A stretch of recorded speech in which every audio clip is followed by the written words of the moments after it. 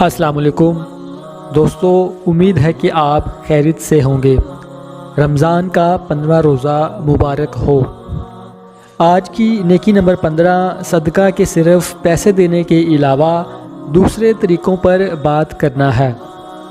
آپ صلی اللہ تعالیٰ علیہ وآلہ وسلم نے فرمایا کہ صدقہ عمر کو بڑھاتا ہے، بلاؤں کو دور کرتا ہے اور رزق میں اضافہ کرتا ہے۔ بظاہر تو صدقہ کرنے سے مال کم ہوتا نظر آتا ہے، لیکن اصل میں یہ مال میں اضافہ ہو رہا ہوتا ہے۔ کسی غریب مسکین کو صرف پیسے دینا ہی صدقہ نہیں۔ آئیے میں آپ کو صدقہ کرنے کے 30 چھوٹے چھوٹے طریقے بتاتا ہوں۔ کسی غم زدہ پریشان حال بندے کی دل جوئی کرنا، یہ بھی صدقہ ہے۔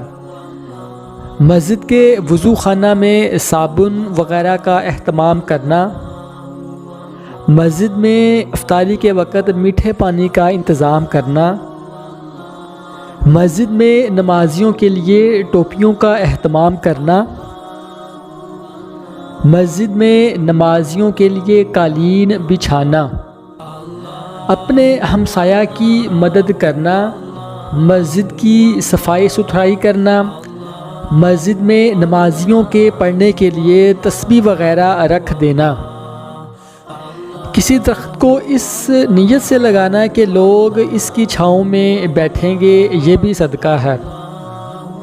کسی غریب کے لیے نئے جوتوں کا انتظام کرنا، رش کی جگہ میں لوگوں کو بغیر تکلیف دیے گزرنا، ہسپتال میں وہیل چیئر کا انتظام کر دینا، اپنے ہاتھ سے کسی کو نقصان نہ پہنچانا بھی صدقہ ہے۔ پوری امت کی بھلائی کے لیے دعا کرنا بھی صدقہ ہے۔ اپنے معاملات زندگی میں لوگوں سے ہنس کر ملنا، یہ بھی صدقہ ہے۔ کسی غریب سے حاجت نہ ہوتے ہوئے بھی کچھ خرید لینا، جانوروں کو پانی وغیرہ پلانا، پرندوں کو دانہ وغیرہ ڈالنا،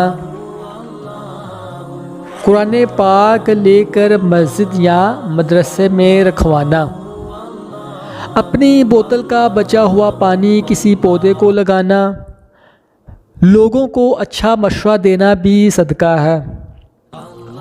گلی محلے کے مریض کی عیادت کرنا، غریب بچوں کے لیے کپڑے خریدنا، ہسپتال جاتے ہوئے ساتھ والے مریض کے لیے بھی کچھ لے جانا، یہ بھی صدقہ ہے۔ اگر اللہ توفیق دے تو پبلک پلیس پر پانی والا کولر لگوا دینا۔ زندوں پر خرچ کرنا اپنے مردوں کے ثواب کے لیے۔